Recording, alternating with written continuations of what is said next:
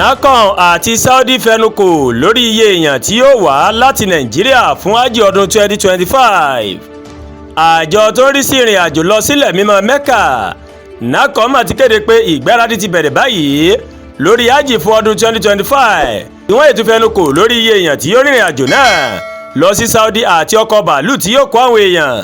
NACON ní àwọn ti tọwọ́ bọ ìwé àdéhùn pẹ̀lú iléeṣẹ́ kan ní Saudi Arabia lẹ́yìn tí àwọn aláṣẹ iléeṣẹ́ náà tí wọ́n ṣe àbẹ̀wò sí orílẹ̀-èdè Nàìjíríà.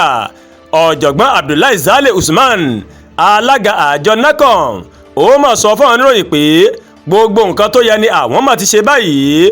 A ti ṣe àyẹ̀wò gbogbo sí àwọn ọkọ̀ bàálù tí ó máa rìnrìn àjò náà àti bí ìgbáyégbádùn àwọn èèyàn ní Medina àti Mecca yóò ṣe rọrùn. Gbogbo nǹkan tó yẹ kí a ṣe ó mà láàmà ti ṣe báyìí. Ṣáájú ni èdè àìyedè kan mà bẹ́ sílẹ̀ láàrin àjọ NACON àti àjọ Hájì. Ọ̀jọ̀gbọ́n Usman wá sọ wípé ṣùgbọ́n wíwá àwọn aláṣẹ Hájì sí orílẹ̀-èdè wa Nàìjíríà ó ti pèsè ojútùú sí èdè àìyedè náà. NACON ni ààrẹ iléeṣẹ́ náà àti àwọn aláṣẹ míì wọ́n wá sí Nàìjíríà láti wá ojútùú sí ọ̀rọ̀ tó fa èdè àìyedè náà.